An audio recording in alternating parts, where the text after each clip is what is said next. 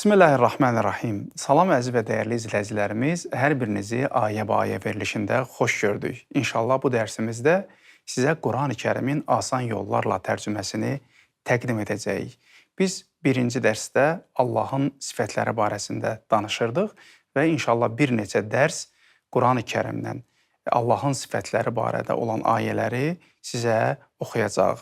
Və bunu da qeyd etdim ki, birinci dərsdən sonra ikinci dərsdə oxunan ayələrin içərisində bildiyiniz kəlmələrin altından öz kitabınızda xətt çəkə bilərsiniz. Yəni o kəlmələr ki, artıq siz onların mənasını bilirsiniz. Dəyərli izləyicilərimiz, gəldik ikinci dərsimizin birinci ayəsinə ki, Allahın sifətlərindən bəhs olunur bu ayədə. Elhamdülillahi Rabbil aləmin. Həmd aləmlərin Rəbbi olan Allaha məxsusdur. Hər gün namazda oxuduğumuz ayələrdən biridir. Təbii ki, bunun mənasını bilmək bizə daha da vacibdir. Elhamdu, həmd sözüdür. Lillah, Allaha məxsusluğu. Burada li, Allaha məxsusluğu bildirir. İkinci ayə. İnnəlləhə binnəsi ləraufur rahim.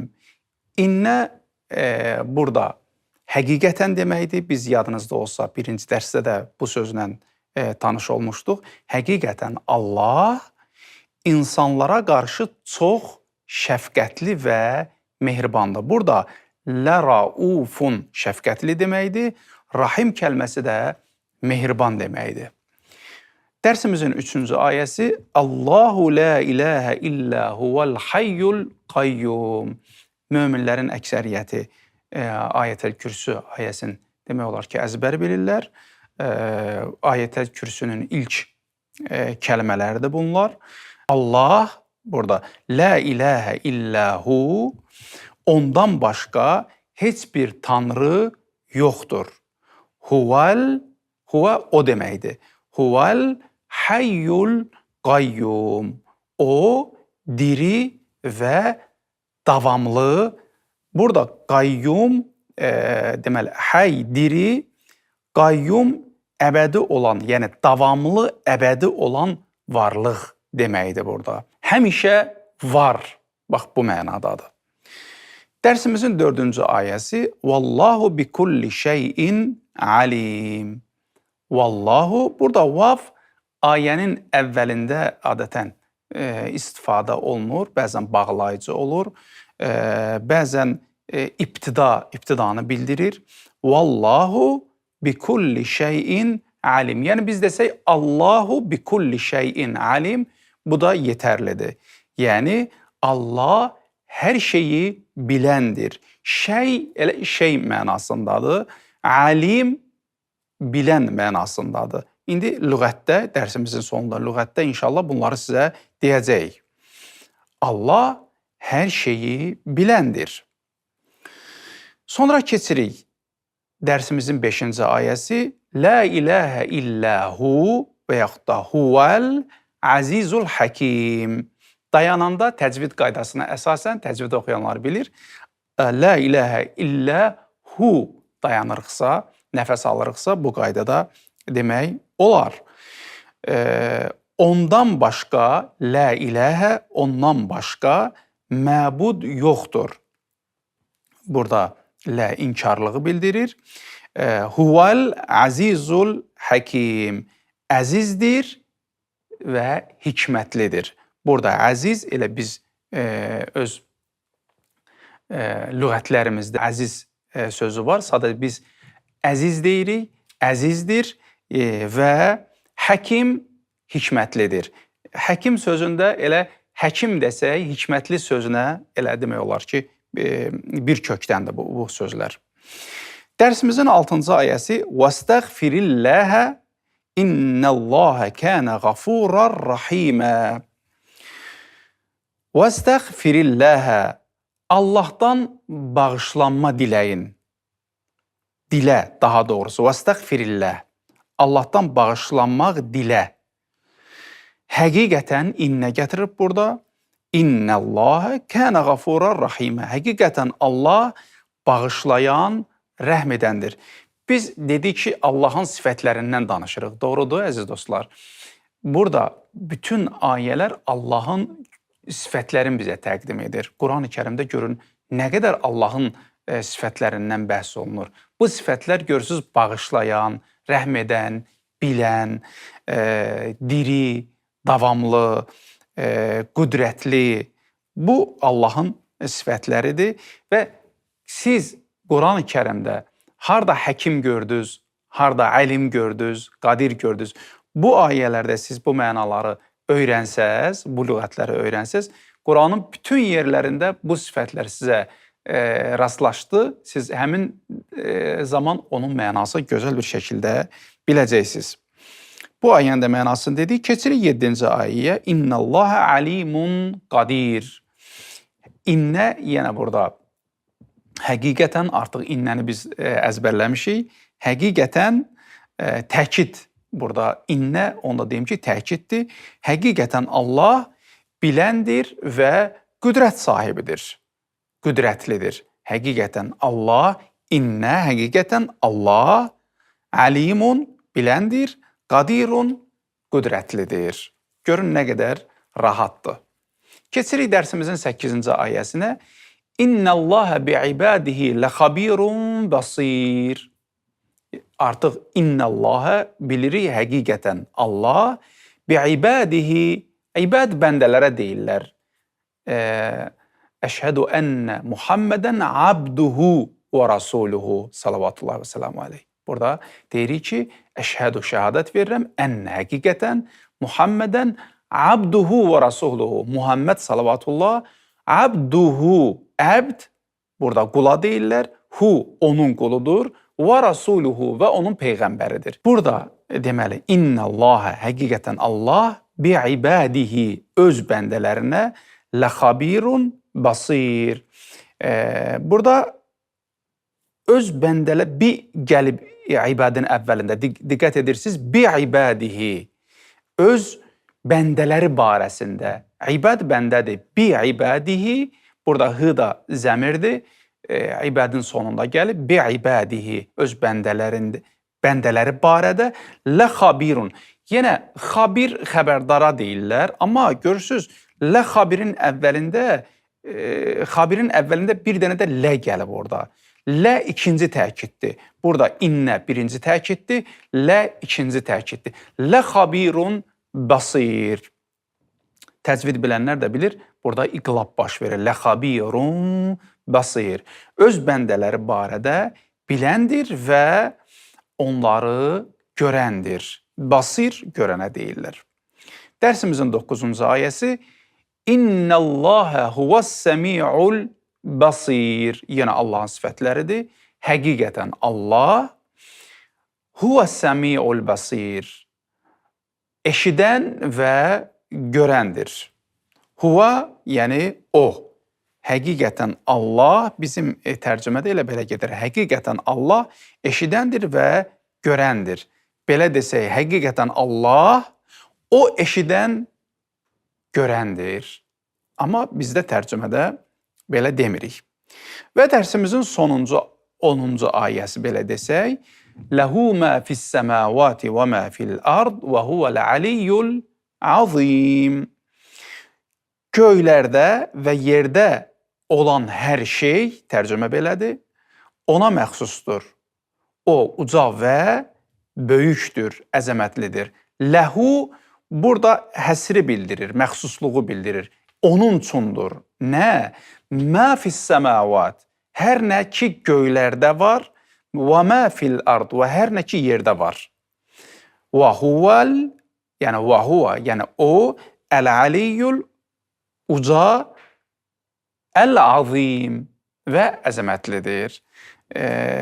Ayələri kəlmə-kəlmə birinci çalışarıq inşallah məlumat verək, sonra ümumi tərcüməni deyərik bundan sonra inşallah. Bu dərsimizin əlbəttə sonuncu ayəsi idi. Bəli, 10 dənə ayə Allahın sifətləri barədə biz danışdıq. İndi isə dərsin tanış və yeni sözlərini oxuyub yadda saxlamaq lazımdır əzizlər. Dərsi oxuduq, yeni sözləri biz nə etməliyik? Yadda saxlamalıyıq. Sonra biz ailədə bəhs edərkən, məsələn, mən bacımla öyrənirəm və yaxud da qardaşımla öyrənirəm. Mən birinci bu kəlmələri bacıma və yaxud da qardaşıma sual verirəm və yaxud da tələbə yoldaşı da ola bilər. Sual verirəm və bitəndən sonra o mənə suallar verir. Bu qaydada biz sözləri əzbərlədik, sonra keçirik nəyə? Bilmədiyimiz sözlərə. Çatdıq dərsimizin lüğətlərinə. İnşallah birinci yeni lüğətlərlə tanış olaq, sonra keçək testlərimizə. Birinci, istəğfir. Bağışlanma dilə əmr feildir. Həkim, hikmətli bilənə deyilir. Xabir, xəbərdar olana deyilir. Səmi'un, səmi' eşidənə deyirlər. İbadun, bi'ibadihi yadınızdadır kəlmə. İbadun, bəndələrə deyirlər. Alimun, bilən. Aliyyun, uca.Ğafurun, çox bağışlayan.Ğafur, çox bağışlayana deyirlər. Qadirun, qüdrətli, qüvvətli. Qayyum, kənə, oldu, idi və dir, dur şəkilçisi bildirir. Yəni bir neçə formada işlənir. Lə, deyil, xeyr mənasını bildirir.